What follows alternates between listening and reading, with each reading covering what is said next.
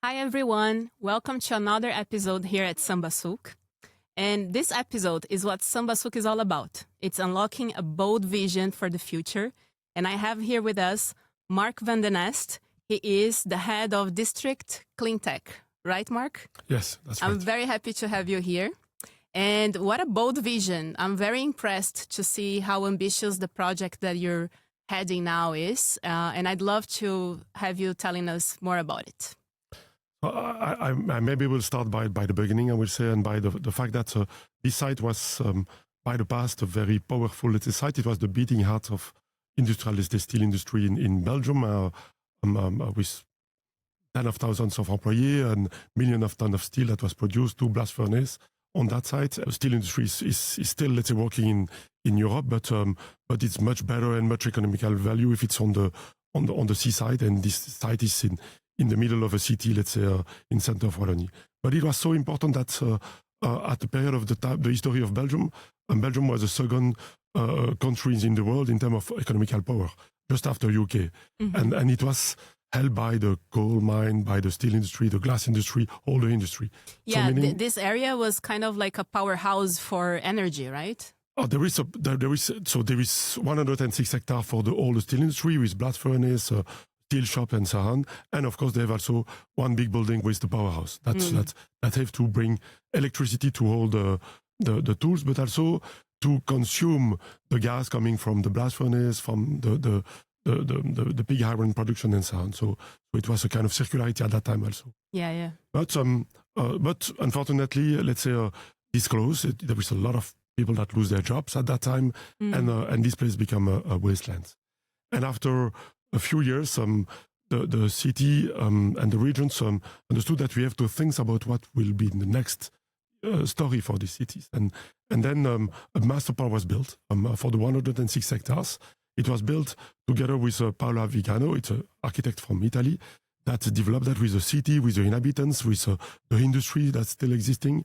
And they come with a plan for the 106 hectares. And in this 106 hectares, 40 hectares dedicated to industries, because we want to, let's say, re-implement industry, and special industry because she speaks already about clean tech industry. So that was, let's say, the beginning of the story. And when I arrived at that time, we start to make a story. Yes, that's clean tech, but does it really give sense to the cities? And this site is at 600 meters from the train station, very close to the city centers, a city that is really rebuilding itself. So it's a lot of constructions.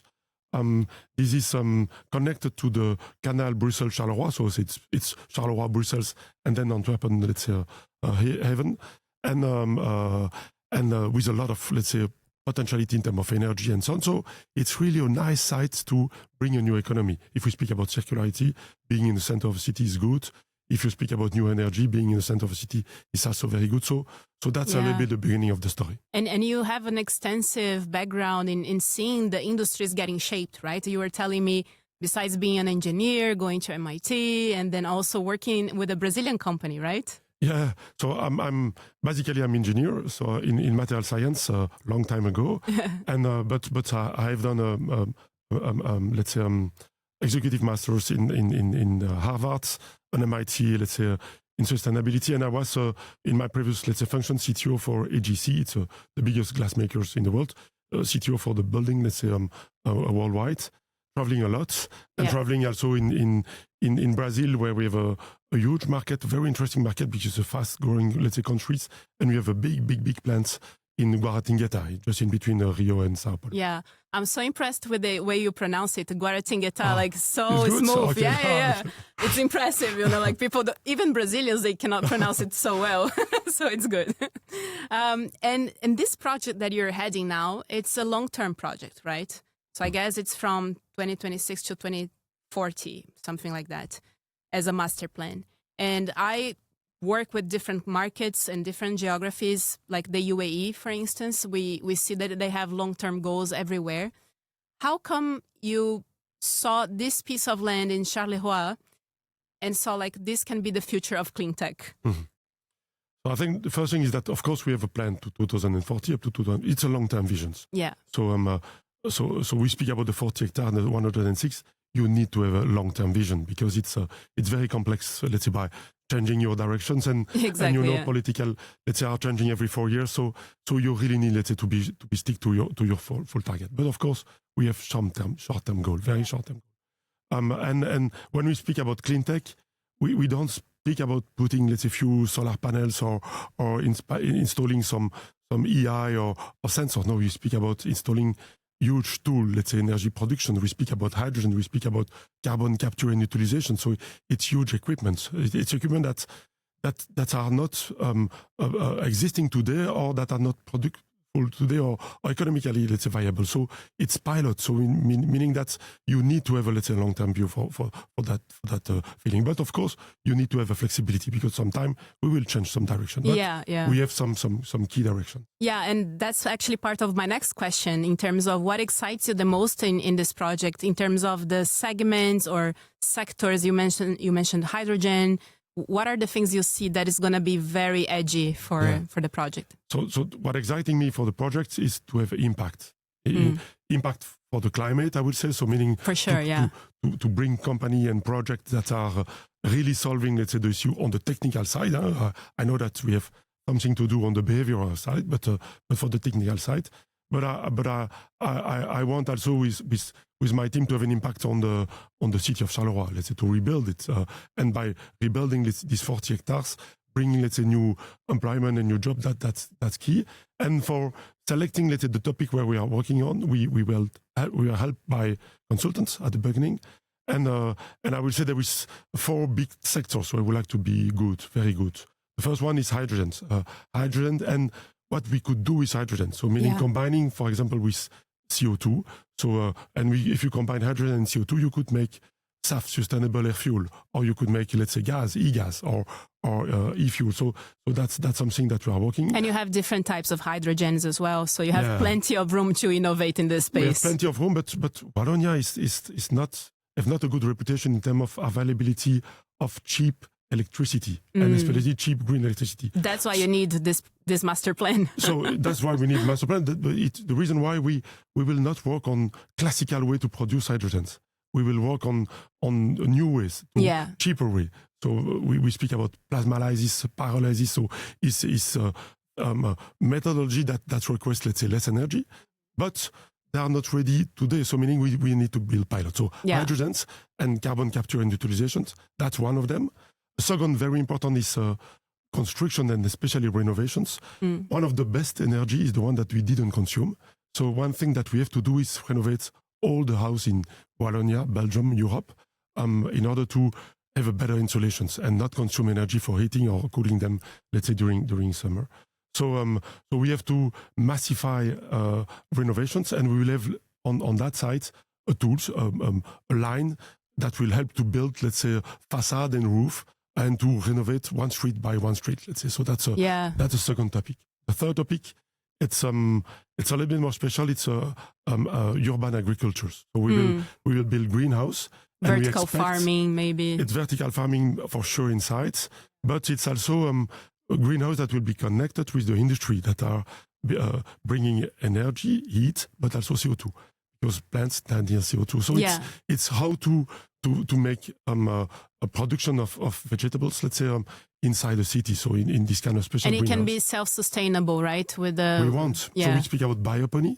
So it's meaning the waste from the bio, let's say, could become, let's say, the food for the new bio. Exactly. So and the last one, it's 40 hectares. So we need time also, because 40 hectares polluted with big building that we have to renovate. Took that.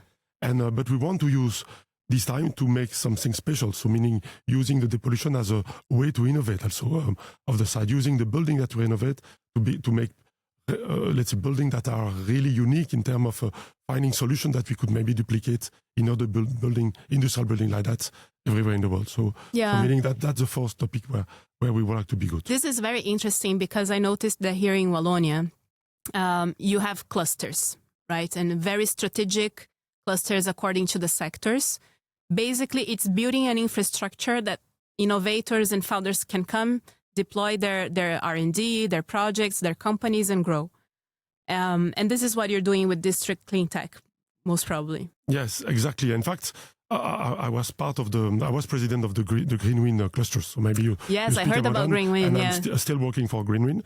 And I think that GreenWin is really well located. I don't know if you know the TRL index, so the technology readiness level index, coming from 1 to 9. Yeah, but we can explain that for those who don't know. So you go from 1 to 9. 1, it's more fundamental research. And so 1 to 3, this is university level of developing a new solution. So, and then the level of innovation, you mean, right? And the readiness. Technology readiness, yes. The readiness, yeah. And then you have 3 to 6. This is the level where R&D centers is working on it in order to start to build, let's say, first small pilot and so on. Yeah. And for the district Cleantech, we worked on the end of the line of 7 to 9. 9 is commercialization.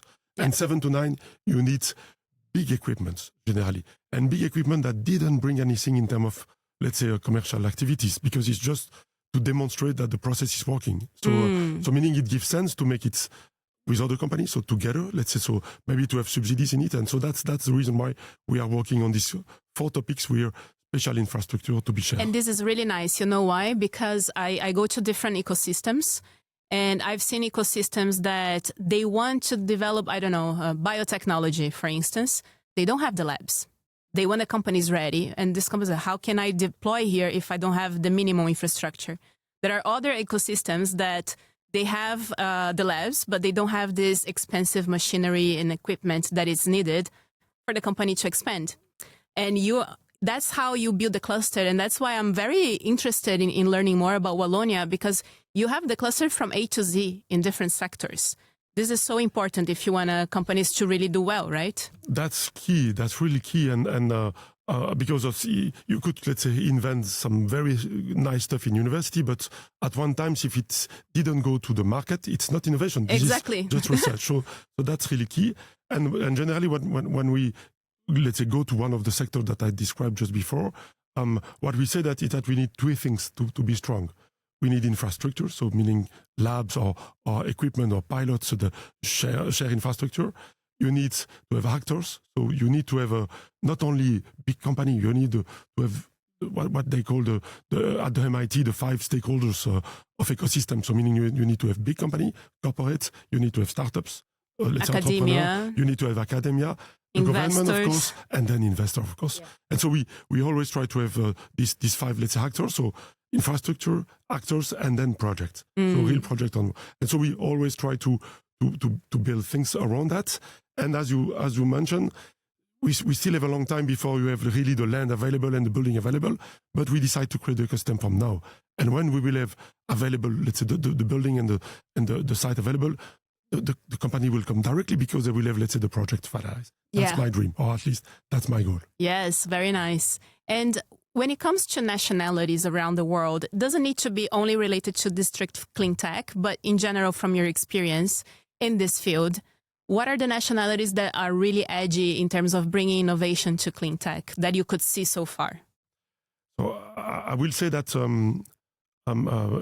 Europe have an advantage regarding, let's say, to Cleantech, because there is a real goal with the Green Deal. There is a real, let's say, targets that make things much easier, not only in terms of subsidies, but in terms of, let's say, the Europe and the countries that will set up, let's say, the rules. So meaning, and that's all. So meaning, and in Europe, I will say that for sure, Nordic countries are very interesting in terms of Cleantech, especially in system integrations.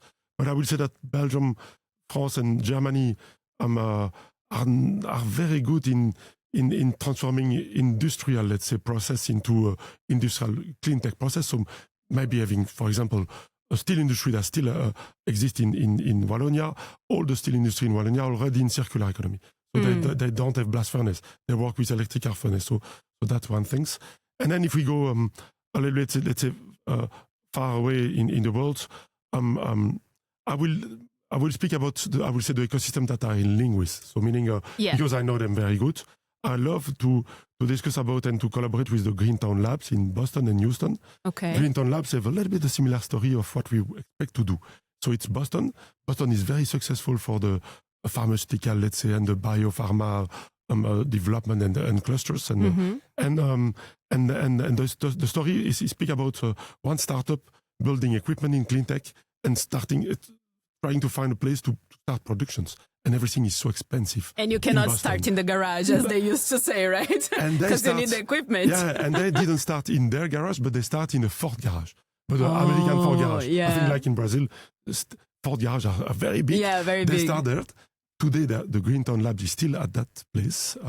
This is the biggest Cleantech, let's say, hub in US, and they build a second one in Houston. So it's really a huge place where Cleantech move and Greentown Houston Labs makes a lot of sense because of oil and gas. Yeah. Exactly, and they are very interested by connecting with European because especially now with Trump, let's say, going to the power, there is less, let's say, a need from Cleantech solution, at least in the short time. So they could from at least some customer, let's say, and first, let's say, partners here. So Greentown Lab is key.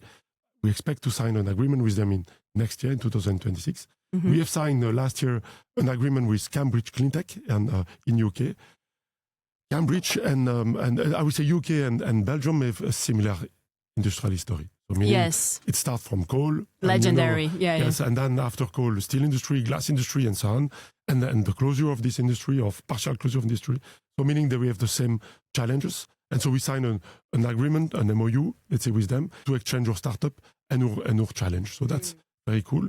And the last one that will come in October, and we will sign a MOU with Larta Institute in Los Angeles.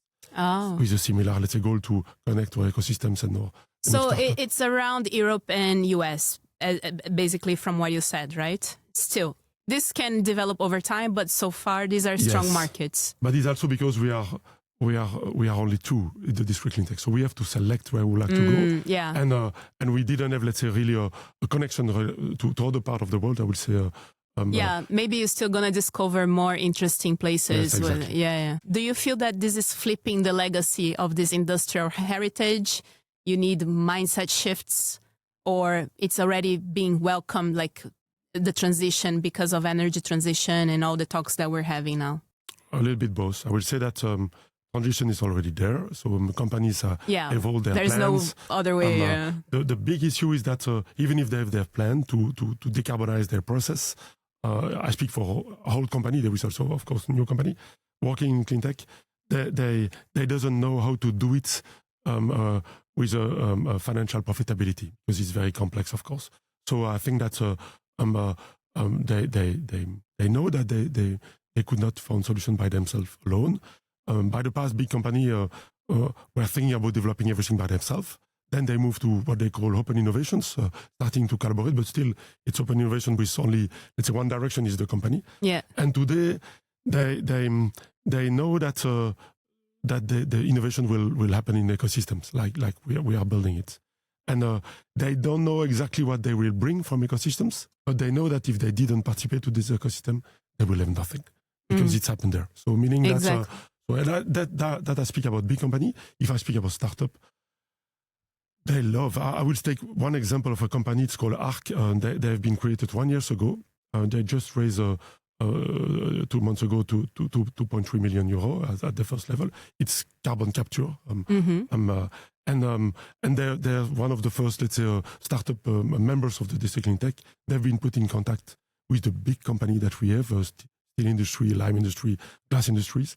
And one of those industry invest in their, let's say, in these 2.3 million participants. So meaning for them, they directly have, let's say, some customer, maybe some investors. So they love, and they have the direct contact at the right level. So meaning there is a kind of trust in this kind of. Meaning mindset shift is suddenly, let's say, to move from to real collaboration, real cooperations, let's say, and sharing IP, sharing or ID, sharing risk also, and I think it works. Okay, good. So let's talk about scale, because you mentioned about the investment, the funding that this company got, and whenever you build this innovation in R&D and considering the TRLs, you're building that to have a company and grow. But in this space, you definitely need capital. Sometimes risk capital, like venture capital, sometimes government grants. How is District Cleantech going to be playing in this space in terms of facilitating investments? Because from my experience, at least in other markets, not only here in Belgium, every company that is in technology is also looking for funding at some point. So how is it for you guys?